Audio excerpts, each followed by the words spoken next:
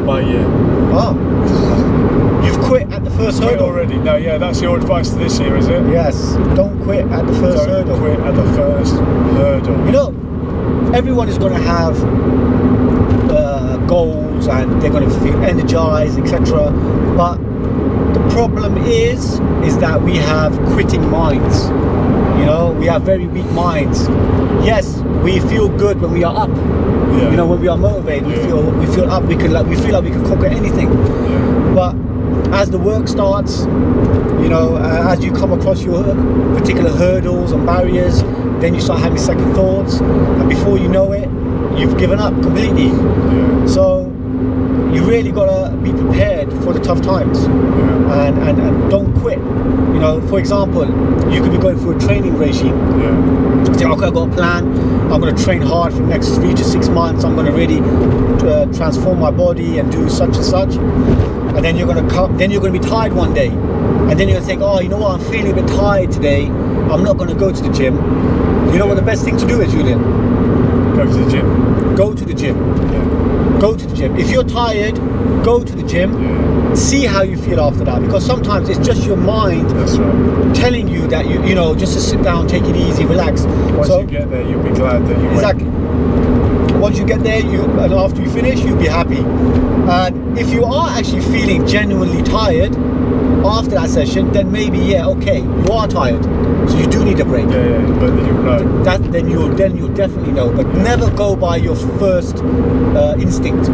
You know, or your first feeling that comes to you. You got to keep pushing through that barrier. Do you think people exaggerate overtraining, the dangers of overtraining?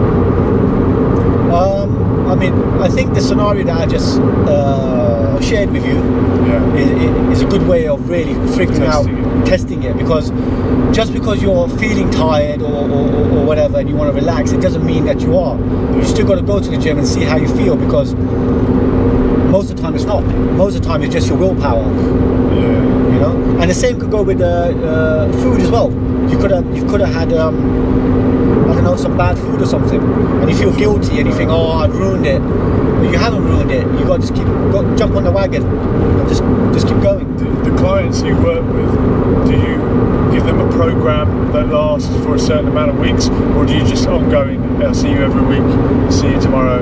Yeah. I mean, that's how I like to do it. Yeah. I like to see a long-term sort of relationship and just keep going at it. But sometimes isn't it good to say, do a 12-week program, then have a down week or a week where you just do mobility or whatever, and then hit it from a different angle? Yeah, I mean, if I can sense that they're tired, or I won't push them so hard.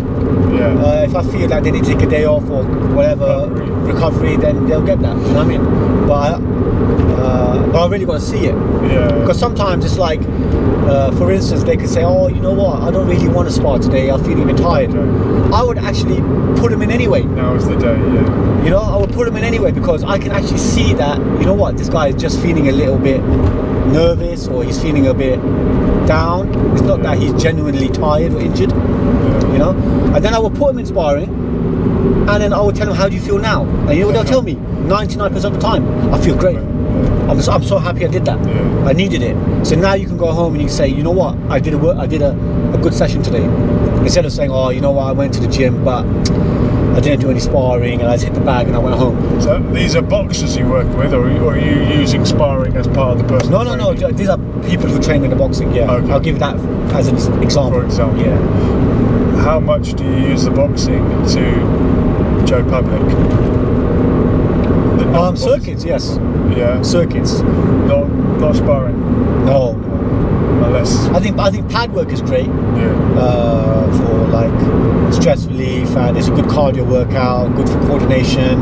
Yeah. And you know, just following instructions and trying to execute, you know, some movements. I think that's pad, and everyone likes to do pad work, to be honest.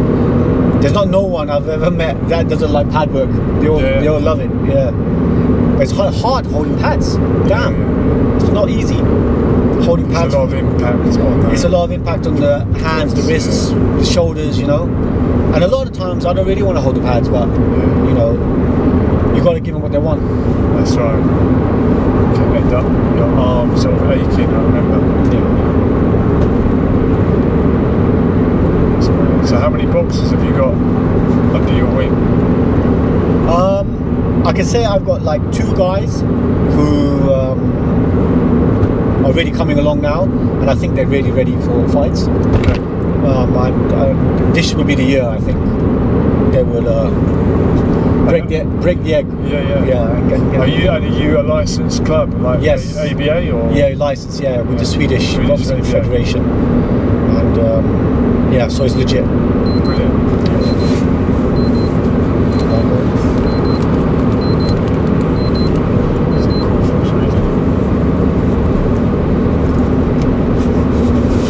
So boxing in Sweden is active, yeah? It's active, but I think in Sweden they like Thai boxing, kickboxing, MMA, jiu-jitsu. Yeah. They like all the the other forms. Boxing is there. Yeah.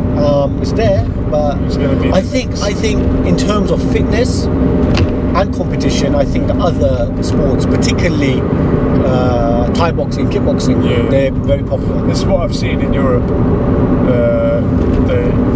The K1 and kickboxing, Thai boxing seems to be more popular than MMA even, which is not true globally.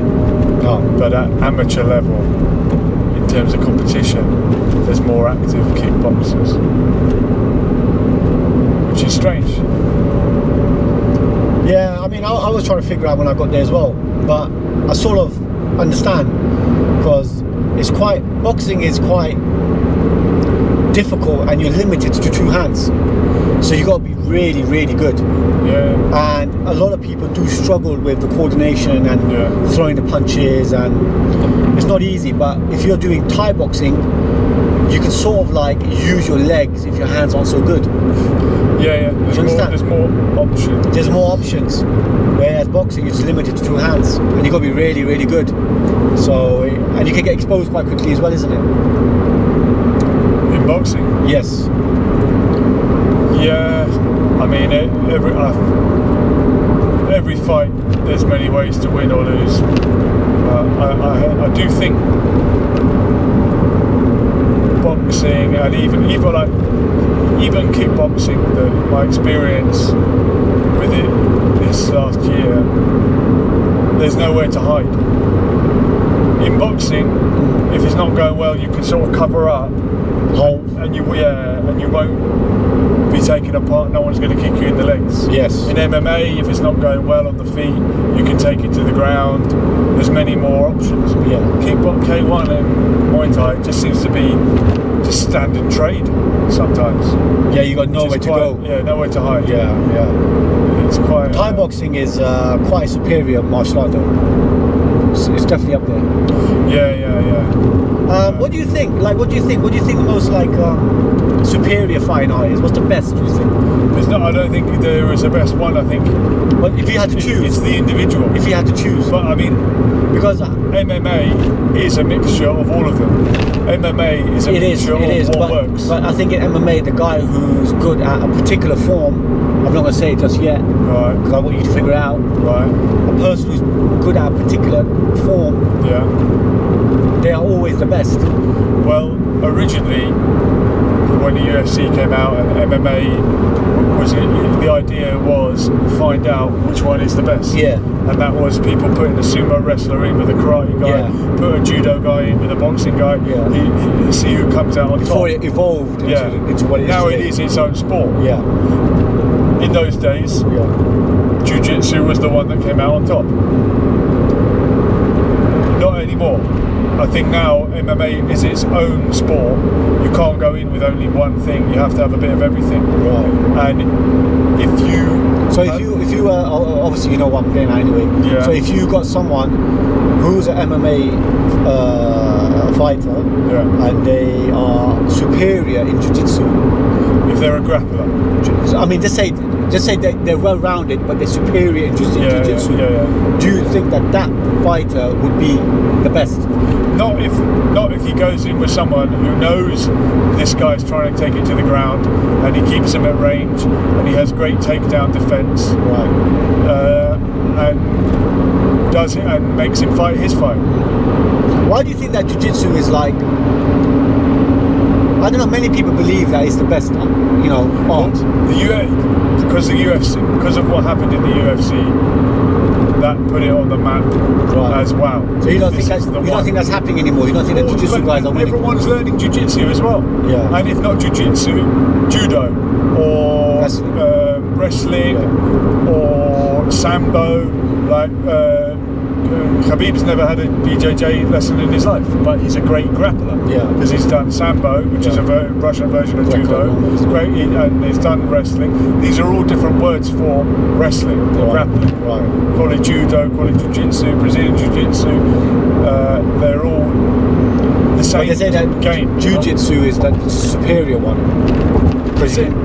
Well, I don't know, man. It's like it's very difficult. It's very difficult to really have a debate or an argument with a guy who's pro jiu-jitsu. It's all just different philosophies. Yeah, because I mean, I recently had a conversation with a guy in the gym, and this guy was pro jiu-jitsu. It's like I couldn't get anything through to this guy. So no. You can get jiu-jitsu guy in the street fight, he'll win the street fight. You get jiu-jitsu guy in the cage, he'll win the cage fight. I goes, no, not really. I said, what if the striker gets him first? What if you get a guy who's got good hands or good legs? He goes, no, he's not going to even get a chance to do that. And I was like, what? How many? John Jones, one of the best of the best. Yeah. He wins his fight standing up. The guy has good jiu-jitsu, he trains jiu-jitsu. Yeah. But he has great takedown defense. Because I saw a little bit of his fight with Cormier last night. Yeah. And Cormier was, a great wrestler, but he just couldn't get him down. Yeah. Like Jones, knew how to offset him every time. Yeah. Jones is special though. Yeah. I mean, the thing is, you're talking about the apex. You're talking about guys who are really up there, you know. Yeah. But I'm talking about guy. If you drop down a level, it's like boxing, isn't it? Yeah. It's like, I don't know. It's like, how can I explain? Have you ever noticed, in MMA? Yeah. If you go down the levels, just say to go down national level, like British level or something, yeah. So you've got British level boxing and British level MMA, and then you'll go world level. Yeah. The British level boxing is still very high standard. It's very high standard. If you look at it, it's not easy to win a British title. It's like there's it's the home of boxing. Yeah, it's like very hard. The Lonsdale belt is still it's still very hard. But then if you get guys who are fighting British level MMA, it's not the same sort of standard. Am I right or wrong? Interesting. Do you understand what I'm saying? It's like boxing standards are consistent all the way through. Even if you've got guys fighting amateur fights, like they look good. Like they can, you know what I mean? They got moves. For example, in America, and the MMA lower level guys, this looks like a scrap in a nightclub or something. It's completely you know what I mean? The standards doesn't look as refined. No. And do you think world class MMA looks refined? Yes. When you watch. When I watch UFC at the highest level, the top guys fighting, you can see that these guys are, really, really high level stuff going on here. Everything from their conditioning to their technique to everything. You can see that they are high level. But then if you go down the levels a bit, it's like, hold on, how can you go from there and a big drop? What happened?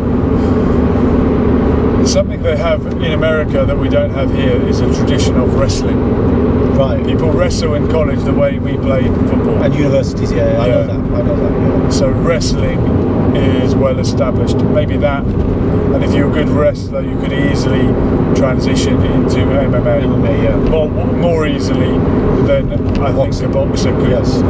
Like Cormier, gold medalist in wrestling, champion in the UFC. Gold medalist in boxing would carry on with the boxing. There's more money to be made in boxing.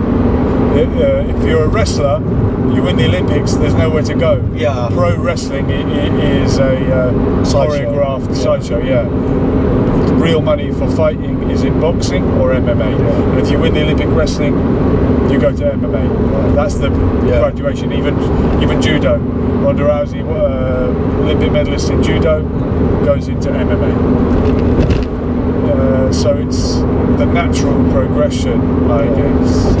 Well, I'm just getting at like MMA, like it's like the standards aren't consistent all the way through. Like they could look really poor as soon as they drop down levels, you know. And the same with Thai boxing. Like there's Thai boxing. There's so many belts, like so many different organizations. Yeah. And when you see Thai boxing in, it's not Glory, is it? It's another one. What that guy fights? What's his name? The one that was supposed to fight Usyk recently, but he apparently he had done the steroids and he failed the test. What's his name? Tyrone Spong. Okay. Tyrone Spong, yeah. So I've seen this guy fight in Thai, in his organization. Yeah. And when you see those guys fight, it's like wow. I was like, wow, like these guys are like really. Like, I wouldn't want to like try. Yeah, I wouldn't want to try it with these guys. You understand? But then when you see the other organizations, I think it's like a completely different thing. And then they still calling themselves world champions. So hold on. So if you're calling yourself a world champion, well, you're not the same type of world champion as that guy is a world champion. Yeah. Just because you understand. So it's like can be a bit confusing. Can be. I mean, it's bad enough in boxing when there's 4 belts, but yeah.